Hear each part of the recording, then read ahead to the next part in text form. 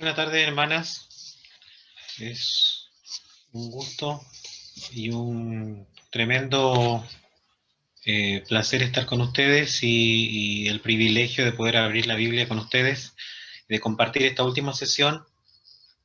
Eh, Vamos a ir directo ya que, bueno, siempre andamos un poquito apurados.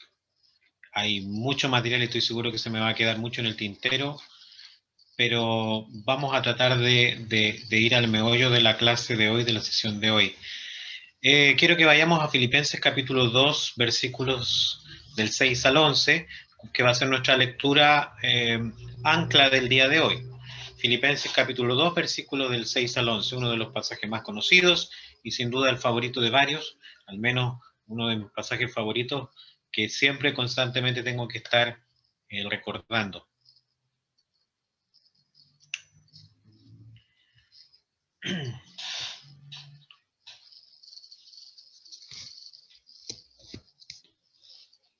Bien, dice así: el cual siendo en forma de Dios, no estimó el ser igual a Dios como cosa a que aferrarse, sino que se despojó a sí mismo, tomando forma de siervo, hecho semejante a los hombres y estando en la condición de hombre, se humilló a sí mismo, haciéndose obediente hasta la muerte y muerte de cruz. Eh, este pasaje sin duda pareciera no tener relación con el tema que estamos tratando, pero vamos a ver que sí lo tiene y de hecho es central en el tema que estamos tomando. Bueno, en la primera sesión no vamos a hacer hoy un resumen, ya lo hemos hecho, pero solamente le pondré título a cada una de las sesiones que tuvimos. En la primera sesión vimos las 3 olas del feminismo, vimos cuáles eran cada una de ellas y la analizamos. En la segunda sesión miramos lo que es el diseño divino, fuimos a Génesis 1, Génesis 2, Génesis 3, para ver el diseño de la mujer en la creación y cómo ese diseño se manifiesta no solo en esa época, sino hasta el día de hoy, aún en nuestras sociedades completamente secularizadas, anticristianas, aún ese diseño se sigue manifestando y explica la mayoría de los fenómenos que vemos hoy y muchos de los cuales el feminismo moderno ve como problemas, son simplemente la manifestación del diseño divino. En la tercera sesión, la de la semana pasada, estuvimos estudiando el Antiguo Pacto, el Antiguo Testamento, cómo Dios, por medio del trabajo sobre su pueblo y de la ley que entrega Moisés, busca la justicia y la protección de los débiles, especialmente de las personas como las mujeres, especialmente las viudas, por ejemplo, como los huérfanos, como cualquier persona, como los pobres, todas estas personas que son más propensas a ser víctimas de abusos, Dios las protege por medio de la ley con una serie de restricciones. Y por eso muchas de las leyes que pueden parecernos difíciles de entender en el contexto, entendámoslas como justamente Jesús se las explica luego, en su tiempo, son por causa de estar en un pueblo de duro corazón. Dios entonces dicta leyes de protección porque sabe que su pueblo está lleno de personas de duro corazón. Los hombres son de duro corazón y tratarán de abusar de las mujeres en sus debilidades. Y Dios restringe esa maldad dentro de lo que se puede en un mundo caído. Dios buscando la justicia y la protección de los débiles en medio de un pueblo de duro corazón y de un mundo caído. ¿Ya? En la sesión de hoy quiero que nos vayamos al Nuevo Testamento y vamos a ver la mujer en la iglesia y cómo se relaciona esto con el movimiento feminista. ¿Qué hay entonces del Nuevo Testamento sobre este tema? Si hacemos un barrido por el Nuevo Testamento, no tendremos ni 10 ni 20, sino cientos de ejemplos, donde tanto Cristo como los apóstoles demuestran que ven a las mujeres como verdaderas siervas de Dios, como hermanas en la fe, como coherederas del Evangelio. No solo haciéndolas partícipes del servicio y la adoración, como por supuesto que deben hacerlo, sino que también dándoles responsabilidades y deberes muy solemnes. Primero, miremos un poco acerca del ministerio del Señor Jesús. en los primeros 4 libros del Nuevo Testamento. Algunas menciones rápidas. En Mateo capítulo 1, donde está la genealogía del Señor, hay nombradas 3 mujeres, Tamar, Rahab y Ruth. Las 3 que tienen la característica de ser mujeres extranjeras que por su fe en el Dios de Israel pasan no solamente a ser parte del pueblo de Dios, sino que a tener un rol fundamental en la sucesión que traería al Mesías. Jesús nace de una mujer, la cual es llamada por la Biblia la bienaventurada, que es María, una mujer extraordinaria. Además, a Jesús lo acompañan constantemente varias mujeres que están ahí escuchándole, aprendiéndole y sirviéndole. Por ejemplo, en Lucas 8 nos nombra a Magdalena, a Susana y a Juana, que dice que ellas seguían al Señor y que estaban preocupadas de colaborar por las necesidades, sobre todo de mantención de los que seguían al Señor. Y servían incluso con sus propios bienes. Es decir, eran mujeres que tenían recursos y los ponían al servicio del ministerio del Señor. Bueno, el Señor también hizo sanidades en mujeres, no era solamente un ministerio dedicado a hombres. Sanó a la suegra de Pedro, sanó a una mujer enferma de flujo de sangre, sanó a la hija de Jairo, sanó a la viuda de Naín, a una mujer que tenía como una joroba. Además, hay otras mujeres importantes, María y Marta, las hermanas de Lázaro, en la casa en la cual Jesús se quedaba cada vez que iba a Jerusalén, en sus 3 o 4 visitas a Jerusalén, tal vez fueron más, pero registradas hay 3 o 4, siempre se quedaba en la casa de sus amigos, que estaba a unos cuantos metros solamente del muro de Jerusalén, en la casa de Lázaro. Bueno, hay el registro de mujeres que se le acercaron para ungirlo al Señor. Y el Señor las alaba y habla bien de estas mujeres, al menos 2 que son mencionadas, que es cierto, ungen al Señor con sus lágrimas, lo secan con sus cabellos y que le vierten perfume, uno en la cabeza, otro en los pies. Y que el Señor las alaba diciéndole, de ellas quedará testimonio. Son las que terminan acompañando al Señor en la cruz, ¿ya?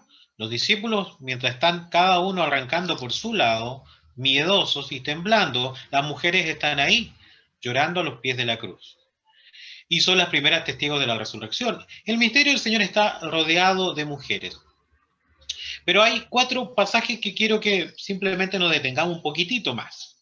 El primero, por ejemplo, está en Mateo capítulo 12. No les voy a pedir que vayan, pero lo pueden anotar para que después lo revisen. Donde el Señor, extendiendo su mano hacia sus discípulos, cuando alguien viene y le dice, él pregunta, ¿quién es mi madre y quiénes son mis hermanos? Cuando alguien le dice que están su madre y sus hermanos afuera. Y él dice, extendiendo las manos hacia sus discípulos, dice, aquí está mi madre y mis hermanos. Porque todo el que hace la voluntad de mi Padre que está en el cielo es mi hermano, mi hermana y mi madre. Ya en Mateo capítulo 12 se da a entender de que entre los discípulos, entre aquellos que seguían al Señor, había mujeres. De otro modo, la expresión, he aquí mi madre, mi hermana, mi hermano, no tendría sentido, pues jugaría con el tema del sexo. Por tanto, había mujeres en ese grupo, y ellos eran la familia del Señor, mujeres también. Otro pasaje clave es Mateo capítulo 19, donde el Señor enseña sobre el divorcio. Ahí también el Señor muestra una protección específica hacia la mujer, entendiendo que por la dureza, y ahí es donde sale el versículo que cité recién, el Señor explica que Moisés permitió a los israelitas dar carta de repudio por la dureza de su corazón, puesto que si no lo permitía, las mujeres quedaban abandonadas a su suerte, en una situación de un limbo donde ni podían volver a casarse, ni podían volver a las casas de sus padres, quedando a la deriva, lo que significaba miseria y probablemente muerte, o quizás dedicarse a la prostitución, como sucedía mucho. Una mujer era muy protegida en las sociedades antiguas, y el Señor las protegía de esa manera. La carta de repudio entonces servía para que la mujer pudiera rehacer su vida.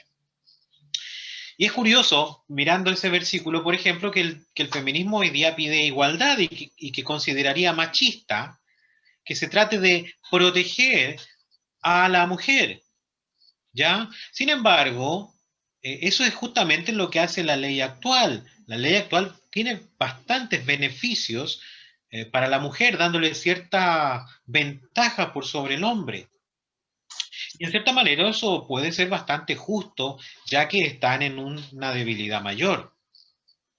Por ejemplo, hay más derechos de ayudas, de mantención, compensaciones en caso de divorcio, en caso de maltrato, hay más seguimiento, hay más recursos para proteger a la mujer de abusos, etcétera, etcétera. Hay leyes más duras en casos de violencia de hombre a mujer que de mujer a hombre. Hay una serie de una ley que protege más al débil que al posible, en este caso, abusador.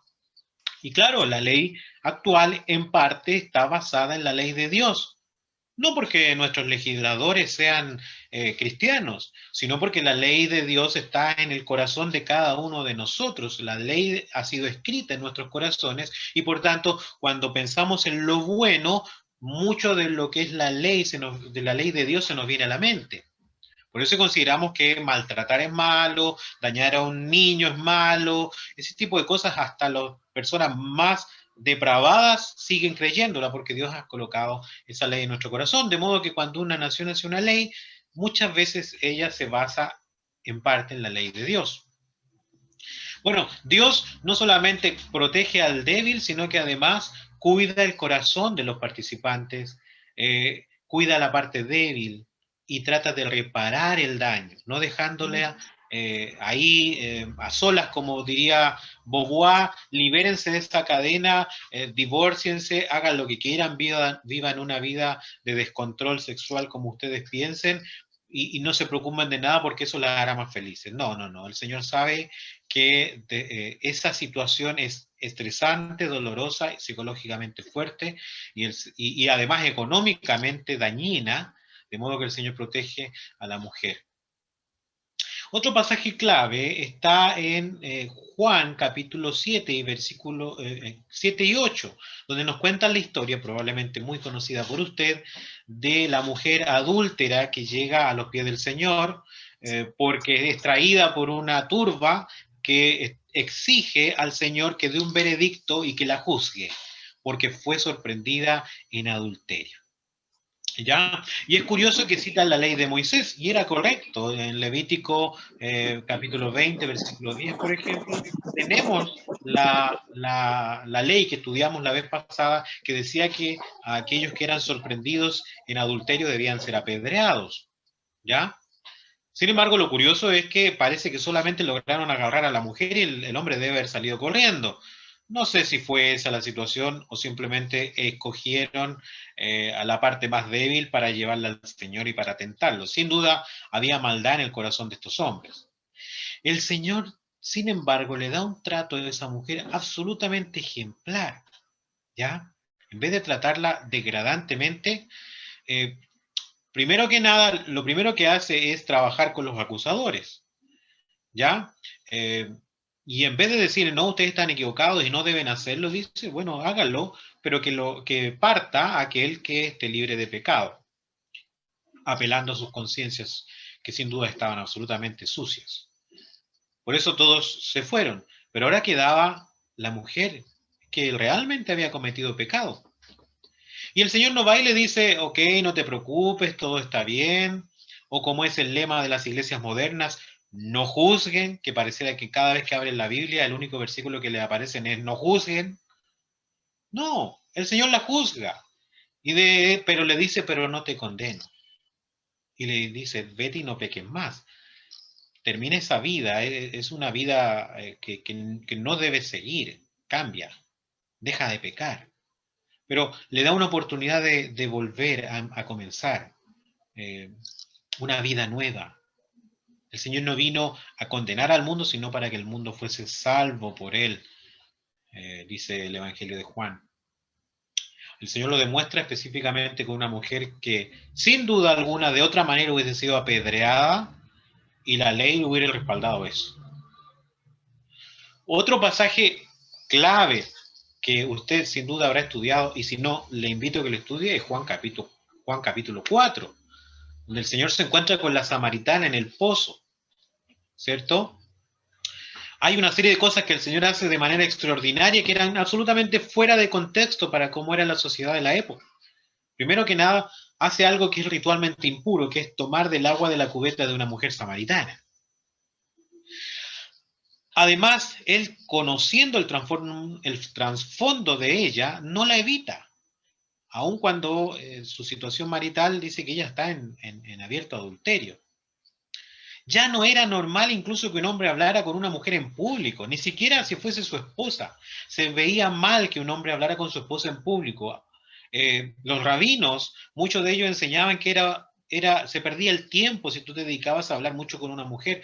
Era pernicioso, ¿ya? Y el Señor, siendo un rabino, habla con una mujer en un pozo y le enseña, no le habla del tiempo, ni le habla no, le habla de teología, le habla de la Biblia, le habla algo espiritual, la pastorea espiritualmente. Ahora, tampoco hace lo que el feminismo diría, wow, tú eres una mujer extraordinaria, ámate a ti misma, eres una potencia en ti misma, descubre en ti la adoración, en tu corazón está la semilla de la adoración a Dios y tú... No, no, no, no, no, ninguna de esas ideas feministas que han entrado a la iglesia, le dijo el Señor, sino que la vio igual como si hubiera encontrado un hombre, y lo primero que ve el Señor es que es una mujer pecadora, necesitada, está muerta espiritualmente y necesita salvarse. Y le ofrece, por supuesto, la salvación. Ella lo cree. Y adivine qué pasa. La primera campaña evangelística en Samaria no es liderada por un varón, es liderada por una mujer. Así que si por ahí alguna está esperando, dice, no, yo no salgo a predicar porque no hay ningún varón que se atreva, o aquí en mi barrio, acá, allá, acá. La Biblia no se lo prohíbe. La primera campaña evangelística y que trajo frutos, ¿ah? Muchos frutos. Fue iniciada por una mujer simplemente que dio el testimonio de lo que había encontrado en Cristo. ¿Ya? Bueno, ya nos adelantamos un poquito en la materia de después, que vamos a ver que la mujer sí puede predicar el evangelio, y no solamente puede, debe predicar el evangelio. Bueno, muchos más cosas hay en el ministerio del Señor, pero ustedes sin duda lo podrán estudiar con calma, cada uno de estos pasajes y muchos más. Vamos ahora a la iglesia primitiva y la enseñanza de los apóstoles. Bueno, ya nombraré también algunos pasajes, correré un poco por la Biblia, pero espero que esté bien atenta. Por ejemplo, en Hechos capítulo 1, versículo 14, nos dice que había mujeres discípulas, ya confirmando lo que ya el Señor había enseñado. Hay mujeres discípulas, no apóstoles, discípulos, seguidoras del Señor, aprendices, eso es discípulo, que sigue al Señor aprendiendo, le siguen, y no solamente aprendiendo como un niño que va a una clase y se devuelve a su casa. No, el discípulo es aquel que hace una vida de aprendizaje. Desde que se levanta en la mañana hasta que se acuesta en la noche, y aún en la noche sigue pensando en las enseñanzas de su maestro, sigue a su maestro. Hay mujeres que siguen al Señor. En el capítulo 6 de Hechos también habla acerca de las viudas que había que sustentar, indicando que también había muchas mujeres mayores en la iglesia. En el capítulo 9, versículo 26, por ejemplo, habla acerca de Dorcas, Tabita, una mujer a la cual dice, a ella directamente le dicen la discípula del Señor, quien abundaba en limosnas y buenas obras, y que se dedicaba a hacer ropa también, tanto que las mujeres después le muestran al Señor, a Pedro, perdón, le muestran, aquí están las ropas, mire que ella hacía, y ahí Pedro la resucita. En Romanos capítulo 16, 12, bueno, y hay muchos pasajes así, pero solamente como para ejemplificar. Pablo, por ejemplo, en Romanos 16 saluda a Trifena y a Trifosa, y les llama obreras del Señor, ¿ya? Y a otra le dice, saludad a la querida hermana Pérsida, que ha trabajado mucho en el Señor. Así que lo primero que encontramos en los pasajes del Nuevo Testamento es que las mujeres sirven al Señor, son fieles colaboradoras, son discípulas del Señor, son copartícipes de todos los trabajos que Pablo hizo, en casi todas las áreas. Lo segundo importante que vemos en el Nuevo Testamento es que las mujeres deben aprender. Miremos Hechos capítulo 16, versículo 3. Este lo voy a leer. Hechos 16, 3. Dice, y un día de reposo salimos fuera de la puerta junto al río donde solía hacerse la oración, y sentándonos, hablamos a las mujeres que se habían reunido. Entonces una mujer llamada Lida, vendedora de púrpura de la ciudad de Tiatira, que adoraba a Dios, estaba oyendo, y el Señor abrió el corazón de ella para que estuviese atenta a lo que Pablo decía. Después enseña que fue bautizada, y su familia también, y ella misma pide después que entraran a su casa y se quedaran ahí. Ella ofrece su casa para hospedar. Fíjense lo que hace el Señor. Abrió el corazón de ella para que estuviese atenta a lo que Pablo decía. No abrió su boca para que hablara ella, sino que abrió su corazón para escuchar la enseñanza del apóstol. ¿Ya? Otro pasaje que habla de ese tema. Primera de Corintios 14.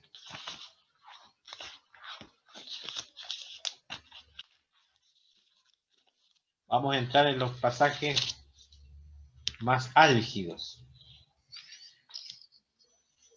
Primera de Corintios 14, versículos 33 al 35.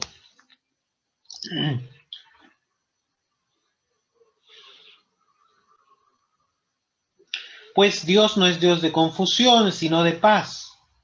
Y comienza el párrafo. Como en todas las iglesias de los santos, o sea, ojo con esa frase, Pablo está diciendo algo que sucede en todas, no en algunas, no en Corinto, en todas las iglesias de los santos. Como en todas las iglesias de los santos, vuestras mujeres callen en las congregaciones, porque no les es permitido hablar, sino que estén sujetas, como también la ley lo dice. Y si quieren aprender algo, pregunten en casa a sus maridos, porque es indecoroso que una mujer hable en la congregación. Subrayado, destacado, congregación. Es un momento específico y un lugar específico que se da en todas las iglesias del Señor, pero que se da en el momento donde está congregada la iglesia. Debe la mujer aprender y debe hacerlo en silencio. El Señor abrirá su corazón para escuchar y obedecer la palabra. Así que lo más importante de aquí, no nos enfoquemos tanto en el asunto del silencio, sino que nos enfoquémonos en algo bien bonito, que es que deban aprender. Después nos enfocaremos en eso. Pero que deben aprender, hermanas. La hermana no está para simplemente sentarse y dejar que las cosas fluyan, está para aprender. ¿Ya? Otra cosa que encontramos en la iglesia, número 3. Esto a veces se da poco, y claro, porque no es algo cotidiano, pero también se da. Y la Biblia enseña que también es un deber de la mujer el ayudar en el mantenimiento del hogar si es que es necesario. Veamos capítulo 18 de los Hechos. Hechos capítulo 18. Y vamos a encontrar a una mujer extraordinaria que aparece aquí en la escritura, que es Priscila. Hechos capítulo 18 del 1 al 3. Dice, después de estas cosas Pablo salió de Atenas y fue a Corinto. Esto pasa en Corinto, la ciudad en Grecia. Y halló un judío llamado Aquila, natural del Ponto, recién venido de Italia, con Priscila su mujer. ¿Ya? Por cuanto Claudio era el emperador, Claudio había mandado que todos los judíos saliesen de Roma. Entonces fue Pablo a ellos. Y como era del mismo oficio, se quedó con ellos y trabajaban juntos, pues el oficio de ellos era hacer tiendas. ¿Qué vemos acá? Vemos a una mujer que después vamos a ver que con la misma facilidad como ocupa sus manos para colaborar en el mantenimiento y sostenimiento de su hogar, colaborando en la empresa familiar que era hacer tiendas, esta misma mujer también es estudiosa de la escritura y enseña. Así que también vemos que la Biblia también muestra que una de las responsabilidades de la mujer, si es que es necesario, puede ser colaborar en el mantenimiento del hogar. Eso no significa que va a descuidar lo principal, por supuesto, que son sus deberes propios, pero sí que lo puede hacer. Y que eso no necesariamente va a estorbar también su vida de comunión con el Señor. Hechos capítulo 24, 28, y aquí nos metemos a otro pasaje y a otro tema complicado. Hechos capítulo 24, versículo 28.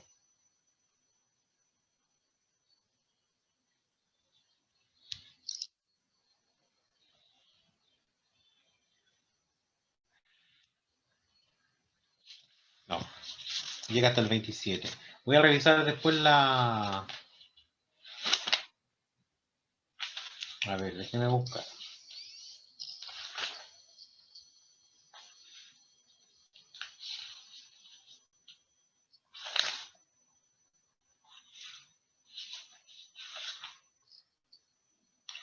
Acá está. Era el 18. 18:24 de los Hechos. Dice, llegó entonces a Éfeso un judío llamado Apolos, natural de Alejandría, varón elocuente, poderoso en las escrituras. Este había sido instruido en el camino del Señor, y siendo de espíritu fervoroso, hablaba y enseñaba diligentemente lo concerniente al Señor, aunque solamente conocía el bautismo de Juan. Y comenzó a hablar con denuedo en la sinagoga, pero cuando lo oyeron Priscila y Aquila, le tomaron aparte. Fíjese en el lenguaje, le tomaron aparte y le expusieron más exactamente el camino de Dios. ¿Ya? Hasta ahí. Notemos esto. Es deber de las hermanas en la iglesia enseñar. Las hermanas pueden enseñar y deben enseñar. Siempre y cuando cumplan el contexto bíblico. Le tomaron aparte. Es una reunión privada. De hecho, la palabra que se ocupa aquí es de donde deriva después nuestra palabra discipulado. Lo discipularon, lo catequizaron. Hicieron un catecismo con Apolo. ¿Solo Aquila? No, Aquila y Priscila. De hecho, lo nombran primero a Priscila y luego a Aquila. Bueno, eso nos indica varias cosas. Primero que ella tenía de dónde enseñar, pues Apolo no era un hombre que tenía unos rudimentos del Evangelio, era un hombre poderoso en palabras, criado en la fe. Sin embargo, tenía algunos errores que Priscila y Aquila pudieron reconocer y corregir. Así que la hermana puede enseñar.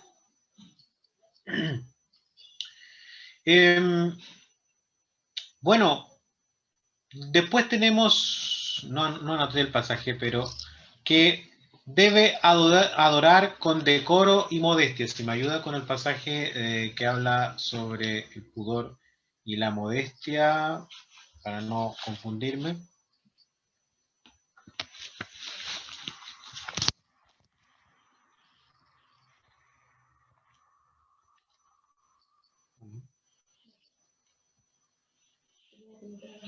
Primera de Timoteo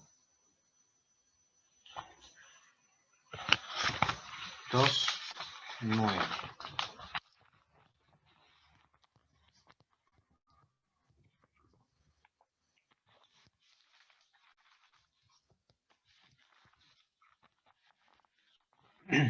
Asimismo, bueno, veamos desde el, porque a veces se lee desde el 9, vamos a leer desde antes, desde el 8. Dice, quiero pues, en 1 Timoteo 2:8, quiero pues que los hombres oren en todo lugar levantando manos santas sin ira ni contienda. Es importante que miremos esto porque es el contexto de lo que está hablando Pablo. Pablo le está hablando a Timoteo, le está enseñando, recuerda que Timoteo es dejado para que él corrija lo que está equivocado, ¿ya? Lo dejan en Éfeso y luego Pablo le escribe para que corrija lo que está mal y parece que habían problemas en la adoración. Entonces le dice, primero que nada a los hombres, quiero que levanten manos santas sin ira ni contienda. Probablemente algo de eso faltaría. Asimismo, y sigue hablando de la adoración en la reunión. Asimismo que las mujeres se atavíen de ropa decorosa, con pudor y modestia, no con peinado ostentoso, ni oro, ni perlas, ni vestidos costosos, sino con buenas obras, como corresponde a mujeres que profesan, o sea, que hablan acerca de piedad. Y luego dice, la mujer aprenda en silencio con toda sujeción, porque no permito a la mujer enseñar ni ejercer dominio sobre el hombre, sino estar en silencio. Y alguien dirá, espérate, aquí dice que no permite enseñar, pero en el otro pasaje decía que podía enseñar. Y claramente recuerde que aquí estamos hablando en el contexto de la adoración pública. Los hombres pueden levantar las manos, sin ni contiendas. Las mujeres, ¿cómo deben adorar? ¿Cómo deben ir al templo a adorar, al local a adorar a Dios? Bueno, deben hacerlo vestidas de ropa decorosa y su espíritu debe tener pudor y debe tener modestia. ¿Ya? La mujer debe estar adornada con buenas obras. ¿Ya? Esa es la actitud y debe ir con el deseo de aprender, no de enseñorearse ni de mostrar lo que sabe, sino con el deseo de aprender. Esa actitud humilde, sencilla, es lo que busca el Señor para las mujeres que quieran ir al templo, que quieran ir al local, al lugar de reunión para adorar. Sí, eso es lo que bueno, por ejemplo, también tenemos solamente se lo voy a mencionar, tenemos que las mujeres en Hechos al menos profetizaban, había mujeres que profetizaban, nunca dice que eran profetas, pero sí dice que profetizaban, por ejemplo en Hechos capítulo 21, versículo 9, habla de las 4 hijas de Felipe. Ojo también recordar que hay otras mujeres que también hablaron inspiradas por el Señor y que algunas quedaron registradas. Vimos la semana pasada a María, la hermana de Moisés, que escribe su salmo, y también tenemos, ¿cierto?, en Lucas a María, la madre del Señor, que también hace una oración y esa queda registrada, ¿ya? Entonces, ha hablado en el nombre del Señor. Bueno, habían otras profetisas que sin duda en la iglesia primitiva hablaban en nombre del Señor cuando la palabra de Dios todavía no estaba acabada ni terminada. Luego de que está acabada y terminada, ¿cierto?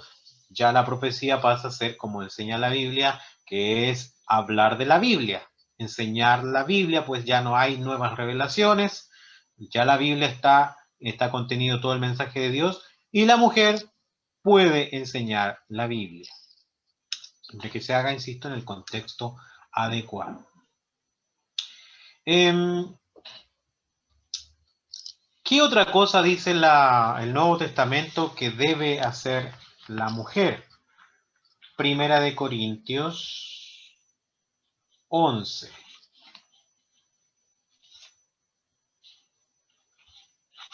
Primera de Corintios 11, del 3 al 12. Pero quiero que sepáis que Cristo es la cabeza de todo varón y el varón es cabeza de la mujer, y Dios la cabeza de Cristo. Todo varón que ora profetiza con la cabeza cubierta frente a su cabeza, pero toda mujer que ora o profetiza con la cabeza descubierta afrenta su cabeza, porque lo mismo es que si se hubiese rapado. Porque si la mujer no se cubre, que se corte también el cabello.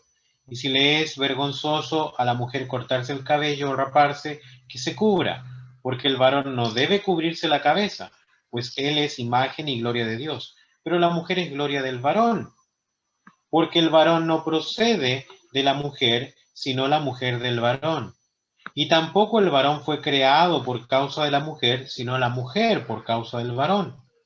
Por lo cual la mujer debe tener señal de autoridad sobre su cabeza por causa de los ángeles. Pero en el Señor, ni el varón es sin la mujer, ni la mujer es sin el varón. Este pasaje sin duda lo habrá estudiado y leído muchas veces. Pero ¿qué te está enseñando esencialmente? Que las mujeres deben estar sujetas a sus maridos. Eso es la enseñanza central. Y dice que la razón para que esto suceda así es por una causa de creación. Pues la mujer fue creada del varón. Sin embargo, Pablo parece intuir, bueno, el Señor dirigiendo a Pablo, que pudiese venir algún varón y decir, hey, entonces eso quiere decir que tenemos algún tipo de supremacía o que somos creyentes de primera clase, mientras las mujeres serían creyentes de segunda clase. Y Pablo como que corrige eso inmediatamente y le dice, de ninguna manera, porque claro, es cierto que el varón no fue creado por causa de la mujer, sino la mujer por el varón. Pero en el Señor, ni el varón es sin la mujer, ni la mujer es sin el varón. Porque se produce un círculo, ¿cierto? Así como la mujer procede del varón en cuanto a creación, en la creación la mujer es sacada del costado, el material al menos es sacado del costado del hombre. Sin embargo, el hombre por nacimiento procede de la mujer. ¿Y todo procede de quién? De Dios. Es decir, Dios aquí es el dador de la vida y él decide diseñarlo de esta manera. La mujer procede del hombre en cuanto a creación, pero el hombre procede de la mujer en cuanto al nacimiento. Y si a alguien no le gusta eso, lo siento mucho, pero ese es el orden que Dios colocó. Y no está colocando Dios al hombre por sobre todas las cosas, está colocando a Dios en sobre todas las cosas. Y a cada uno, hombre y mujer, en su lugar correspondiente. Así que deben estar sujetas a su marido, quien es la cabeza. Número 8. O más bien es como el mismo del 7, pero vamos a profundizarlo un poquito más. Vamos a ir a Efesios 5:21.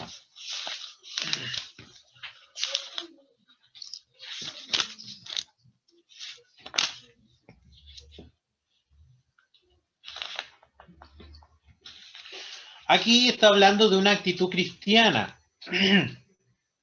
Todos los cristianos debemos tener este sentir. Le dice, someteos unos a otros en el temor de Dios. Por ejemplo, las casadas estén sujetas a sus propios maridos como al Señor. La relación de autoridad que hay del marido hacia la mujer no es por antojo. Hazlo como al Señor. Porque el marido es cabeza de la mujer, así como Cristo es cabeza de la iglesia, la cual es su cuerpo y Él es su Salvador.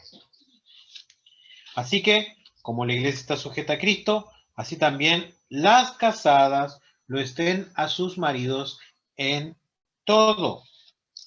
Bueno, y después exhorta a los maridos. Primera de Pedro 3. Primera de Pedro, capítulo 3. Primera de Pedro 3. Versículos del 1 al 6. Asimismo, vosotras mujeres, estad sujetas a vuestros maridos, para que también los que no creen en la palabra sean ganados sin palabra por la conducta de sus esposas. Señor incluso les anima a obedecerles, pues tendrá consecuencias sobre aquellos que usted ama, su esposo si es inconverso, o incluso los testigos que vean su actitud cristiana frente a él. Recibirán el testimonio de Dios del Evangelio, por medio de sus obras. Podrían ser ganados incluso sin palabras, considerando vuestra conducta casta y respetuosa. Vuestros atavíos, recordando lo que ya le había enseñado a Timoteo, que el atavío no sea el externo de peinados ostentosos, de adornos de oro o de vestidos lujosos, sino el interno, el del corazón en el incorruptible ornato o limpieza u orden de un espíritu afable y apacible que es de grande estima delante de Dios. Estar sujetas, dice la palabra. En último lugar, hay mucho más, pero en último lugar, solo por tiempo, vamos a 1 de Timoteo y vamos a ver una orden específica que el Señor le da a las mujeres que ya no son nuevitas, sino a las ancianas. 1 de Timoteo, capítulo 5.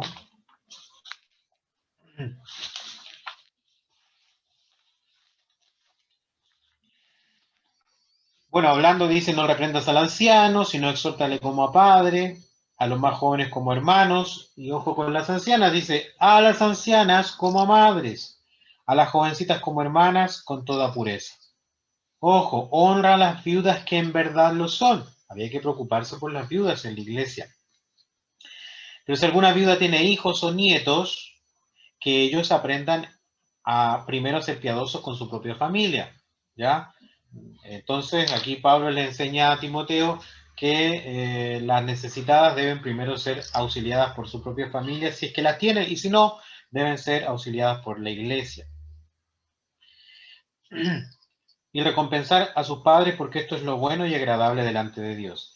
Más la que en verdad es viuda y ha quedado sola y espera en Dios y es diligente en súplicas y oraciones día y noche. Pero la que se entrega a los placeres viviendo está muerta. ¿Sí? Una viuda que se dedica solamente a sus placeres, aunque está viviendo para la iglesia, está muerta, no tiene vida para el beneficio de la iglesia. Manda también estas cosas para que sean irreprensibles, porque si alguno no provee para los suyos y mayormente para los que de su casa, ha negado la fe y es peor que un incrédulo. Sea puesta en la lista solo la viuda no menor de 60 años, que haya sido esposa de un solo marido, que tenga testimonio de buenas obras, se ha criado hijos, se ha practicado la hospitalidad, se ha lavado los pies de los santos, se ha socorrido a los afligidos, se ha practicado toda buena obra. Pero ojo, con las viudas más jóvenes, no las admitas a las viudas jóvenes, porque cuando impulsadas por sus deseos se rebelan contra Cristo, luego quieren casarse, o sea, como que cambian de opinión, habían decidido dedicarse al servicio y luego cambian de opinión y quieren volver a casarse, incurriendo así en condenación por haber quebrantado su primera fe. Y además aprenden a ser ociosas andando de casa en casa, y no solamente ociosas, sino también chismosas y entremetidas hablando lo que no debieran. Quiero pues que las viudas jóvenes se casen, críen hijos, gobiernen su casa, que no deben al adversario ninguna ocasión de maledicencia. Tito, capítulo 2.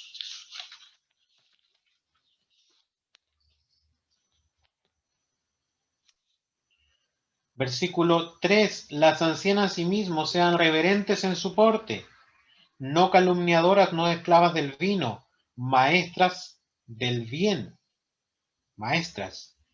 bien, que enseñen a las mujeres jóvenes a amar a sus maridos y a sus hijos, a ser prudentes, a ser castas, a ser cuidadosas de su casa, a ser buenas, a ser sujetas a sus maridos, para que la palabra de Dios no sea blasfemada. Es decir, todos estos pasajes hablan acerca de las responsabilidades de la mujer cuando ha llegado a cierta edad o a cierta madurez, porque a veces la edad no necesariamente está relacionada con la madurez, pero cuando ha llegado a cierta madurez, que se les demanda, incluso para aquellas que son viudas, se les demanda para que sean auxiliadas por la iglesia económicamente, a que sean mujeres de una piedad notoria.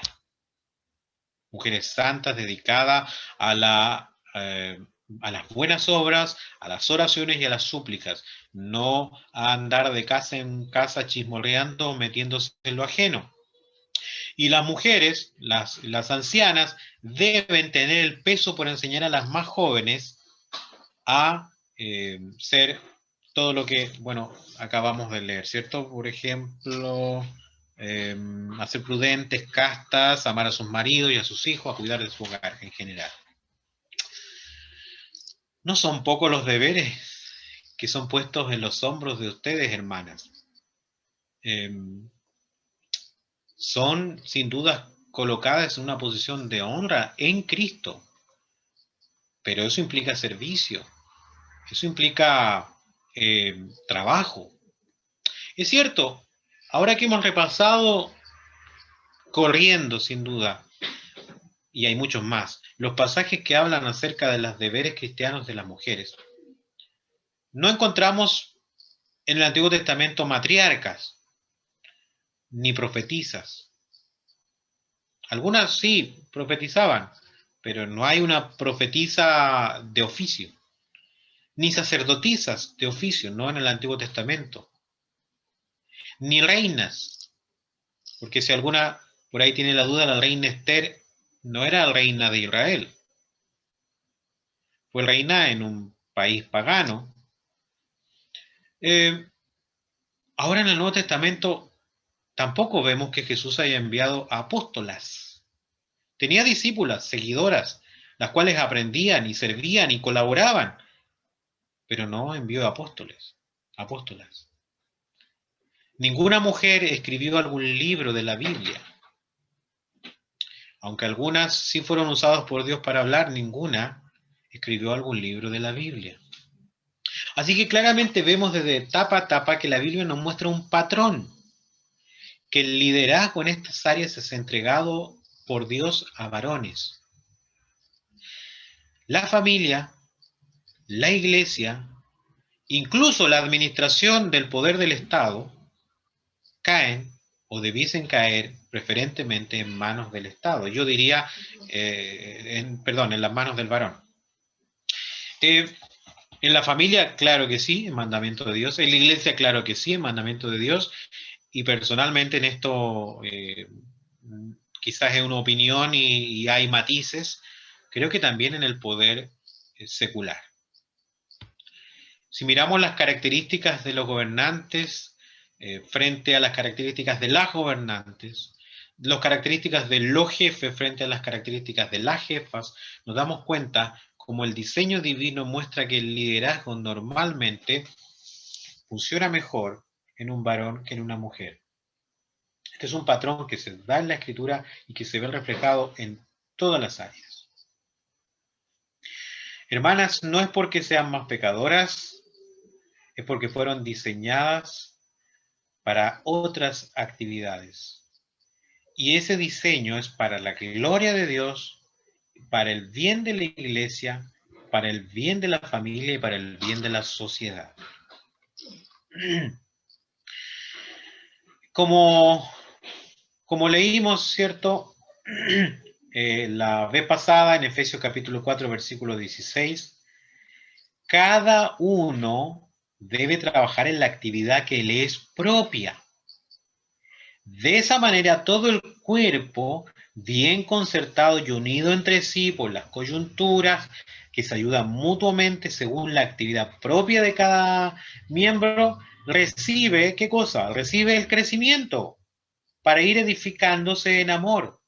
Hermanas, queremos edificarnos en amor, cada uno en la actividad que le es propia. Bueno, no quisiera terminar sin antes ver un poquito acerca de la influencia feminista en la iglesia moderna. Había muchas referencias que quería hacerles y lecturas que realmente son muy tristes, muy desesperantes.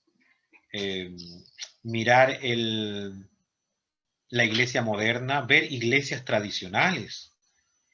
No estas pequeñas iglesias que pueden aparecer en un barrio de repente porque a alguien se le dio la idea de hacerse pastor y empezar a predicar y cada uno con su interpretación y sus doctrinas. No, no estamos hablando de pequeños grupúsculos evangélicos por aquí o por allá, sin un sustento claro. Estamos hablando de iglesias históricas, con una tradición potente que en otro tiempo fueron luminarias, ahora completamente colonizadas por filosofías modernas, ateas y anticristianas. Es terrible. Pero, bueno, probablemente algunas de ustedes pensarán en este momento, después de haber mirado todos estos pasajes, bueno, no estamos tan mal. Yo en general estoy contenta sujetándome a mi marido, claro, me cuesta un poco a veces, es complejo, tengo que luchar con mi carácter, pero tengo claro que él es la cabeza del hogar. Estoy contenta con ocuparme en la crianza de mis hijos, estoy feliz de hacerlo y lo hago con gozo. En la iglesia estoy contenta en estar en silencio, no me ando quejando por eso, ni ando pidiendo la palabra o reclamando sin una protesta afuera, no, déjenme hablar, no, no, me gusta estar en silencio. Me aterra pensar en la idea de tener que predicar en el púlpito, así que estoy bien. Y sin duda no tengo, dirá usted, ningún deseo de ser pastora. No, ninguna acá a lo mejor tiene en su corazón oculto el deseo de ser pastor y formar su propia iglesia. Así que podríamos decir, bueno, estoy en una iglesia más o menos de sana doctrina, así que podemos estar tranquilos. Bueno, y leemos un poquito más fino y veamos si es así. Bueno, quizás tú sí te consideras cristiana, pero podríamos hacernos una pregunta y yo te invito a que se la haga. ¿Vive usted una vida entregada al discipulado de Cristo? Eh, Mire, a lo mejor usted se ha convertido en un ayudante de su esposo, pero no eres ayudante de un cristiano, tú eres en sí una cristiana. A veces se ve un hogar donde pareciera que el hombre está en una lucha constante por en la vida cristiana y la mujer como que estuviera de segundas ayudándole. Tu vida es una vida cristiana que busca el discipulado, busca el seguimiento y la obediencia al Señor. O más bien se transforma muchas veces una carga para tu esposo que debe convencerte de llevarte al culto, que debe llenarte de algodones y de comodidades para que lo acompañes a la reunión, o ni que hablar de invitarte a orar porque, ¿no? Tú vives una vida de discipulado constante con el Señor, estás a los pies del Señor aprendiendo. Segunda cosa que podrías preguntarte, quizás tú sí has aprendido lo básico del Evangelio, quizás fuiste criada incluso en una iglesia siendo enseñada y escuchaste de tus pastores, de tus padres, de tu madre, de los maestros de escuela dominical y por supuesto muchas cosas se te quedaron. Y de repente lees la Biblia, pero estudias, aprendes constantemente, estudias teología. La teología no es para los varones solamente. Se le manda a la mujer que debe aprender. A veces nos quedamos en el tema de en silencio, pero eso no es lo importante es que te manda a aprender. O eres una constante neófita que tropieza en las mismas piedras constantemente y pareciera que al pasar los años no hay un avance. Sumérgete en las escrituras, estudia al Señor. Es el libro de tu maestro, es donde Él dejó todas sus enseñanzas. Otra pregunta que podría hacerte, ¿estás enseñando en la iglesia de la manera que Dios lo permite? ¿Enseñas de manera privada y con amor a quienes están en el error? ¿Predicas el Evangelio? ¿Vas y predicas donde ves una necesidad del Evangelio? ¿O esperas que lo haga un varón? ¿Enseñas a tus hijos y nietos la Biblia? O preguntándote de otra manera, ¿tus hijos pueden confiar en tus respuestas bíblicas? Tus hijos irán donde ti y dirán, voy a preguntarle a mi mamá porque seguramente ella sabe de la Biblia. Hermana, otra pregunta. Tal vez usted no viste indecorosamente en la iglesia. Probablemente, estoy casi seguro que ninguna de ustedes va a llegar a la iglesia ni con un escote, ni una minifalda, ni un pantalón ajustado, pero ¿alguna vez no ha pasado por su corazón la idea de que la reunión es un buen lugar para estrenar nuevos conjuntos de ropa?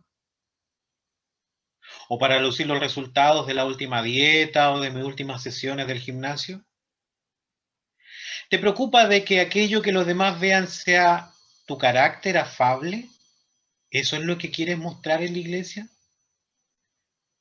O dicho de otra manera, ¿pueden decir los hermanos de la iglesia que usted se caracteriza por su espíritu afable y apacible más que por su belleza o cuidado exterior?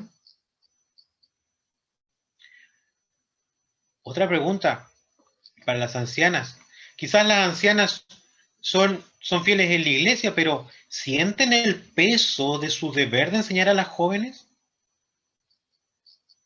¿De cuidar de los matrimonios jóvenes, orar por ellos y aconsejarlos constantemente? ¿Se sienten responsables cuando un matrimonio joven fracasa o pasa por alguna crisis?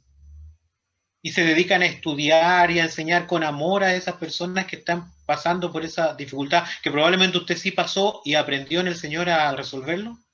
¿Tiene ese peso la anciana? Hermanas, quizás aman a sus maridos, pero ¿ven en sus esposos como la cabeza del hogar? ¿Tiene él opinión e influencia en todo lo que pasa en la casa?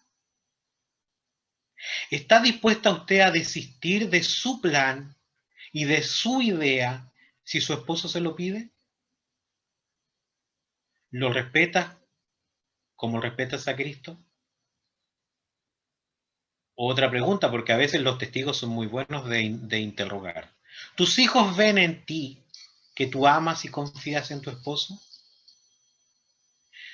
Hermana, si tú no respetas a tu esposo, tus hijos tampoco lo van a hacer. Y sabes que no es algo liviano. ¿Recuerdas lo que dice el Señor sobre aquellos que hacen tropezar a los pequeños? Pues cuando tú no respetas, haces pecar a tus hijos contigo. Así que el feminismo no lo miremos siempre como esta filosofía ajena, pues en nuestro corazón se apega porque nuestro corazón es pecaminoso, hermanas, y se va a agarrar de cualquier cosa para pecar. Bueno, hay graves problemas teológicos con el feminismo, por eso el feminismo con el cristianismo, y con esto obviamente cierro, no compatibilizan en ningún sentido. El feminismo actual sobre todo es una religión que ensalza a la mujer y rebaja al varón.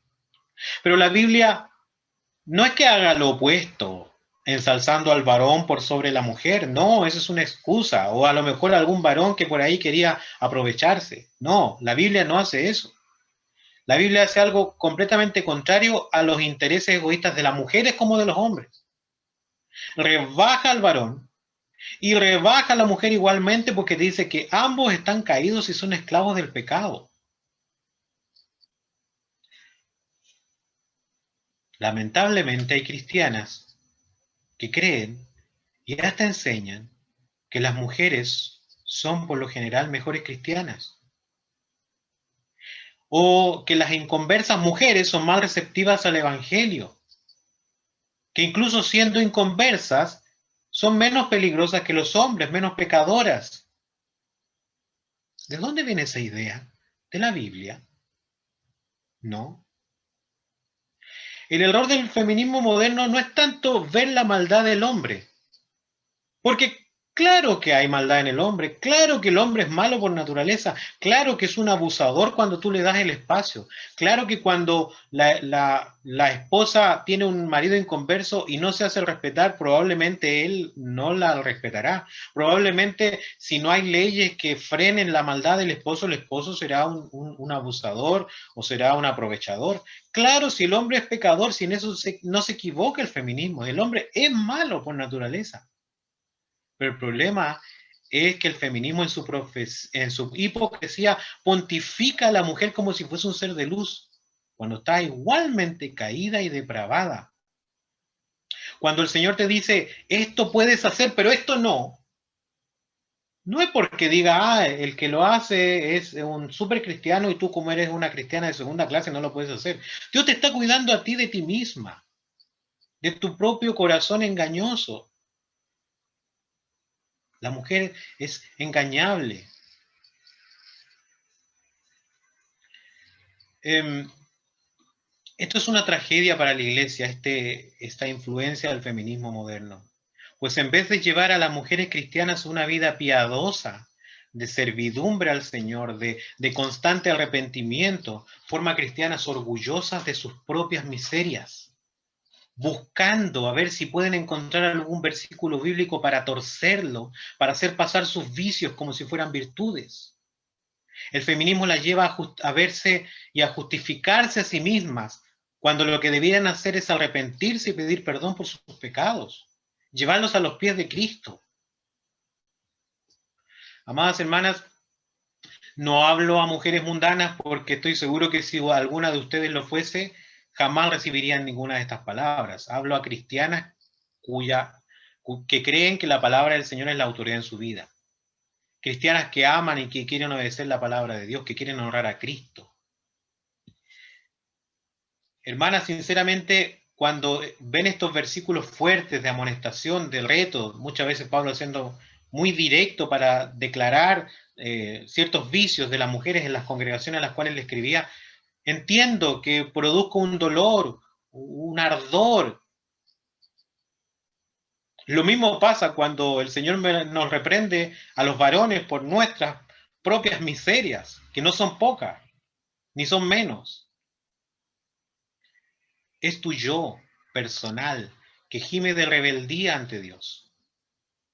Es tu corazón rebelde que encuentra en las ideas feministas o en cualquier otra filosofía mundana una excusa para no sujetarte a Dios. Que el psiquiatra me dijo esto, que el pediatra me dijo esto otro, que un estudio que se hizo en no sé qué universidad, lo que sea, cualquier cosa sirve para que el corazón desobedezca a Dios, pero tratando de acallar la conciencia. Pero aún así, entiendo tu dolor. Pablo también lo entendía cuando dijo, miserable de mí. Y lo entiendo porque hemos sido criados en un mundo dominado por el maligno. Tú has crecido escuchando filosofías anticristianas desde tu niñez y las seguirán escuchando desde el colegio. Y ahora con la tecnología que hay, mucho más. Hermanas, hablo a creyentes y les digo, huyan de toda filosofía que de alguna manera trate de hacerte sentir bien contigo misma en tu pecado, de justificarte a ti misma, de promoverte a ti misma, ya sea el feminismo o cualquier otra que vendrán, porque vendrán otras con distintos nombres. Mira con sospecha cualquier filosofía que busque tus supuestos derechos. No porque no los merezca, a lo mejor sí, es bueno que haya cosas que las tengas, pero ojo, que tu corazón pecaminoso se va a agarrar de eso para ponerse en rebeldía contra la autoridad de Dios. No seas engañada, obedece la Biblia aunque no la entiendas, aunque choque con tu razón, aunque todo el mundo te diga lo contrario y aunque te presenten una biblioteca entera de argumentos para convencerte, obedece la Biblia aunque no entiendas por qué. Descansa en el plan de Dios, descansa en creerle a Dios que siguiendo su plan, tú tendrás pleno gozo en el Señor. El espíritu cristiano, el espíritu cristiano es completamente distinto al movimiento feminista, pues los cristianos no estamos llamados a autopromovernos, sino a autonegarnos, a sacrificarnos, a servir, a sujetarnos. Y no es porque nosotros los hombres lo digamos, no es porque nosotros los seres, hay un patriarcado que quiere mantenerlas sometidas, es el diseño de Dios. Y no es un diseño humillante, como un rey que obliga a sus súbditos a trabajar mientras él disfruta de sus riquezas en su trono. No, porque quien nos manda a humillarnos y a sacrificarnos en servicio es justamente quien nos lo mostró con el ejemplo y por eso el versículo que leímos hoy. que con el que quiero cerrar el estudio. El cual, este rey que diseña que los creyentes deben sujetarse, deben servir, deben tener una vida de entrega y de sacrificio, que era en forma de Dios, no estimó el ser igual a Dios como cosa que aferrarse, sino que se despojó a sí mismo tomando forma de siervo. Hecho semejante a los hombres y estando en la condición de hombre, se humilló a sí mismo y haciéndose obediente hasta la muerte y muerte de cruz. Bueno, hermana, tanto quedó en el tintero, pero no quiero ser gravoso y quiero dejarlas con este versículo dando vueltas en su corazón y saboreando su dulzura en la boca. Dios les bendiga.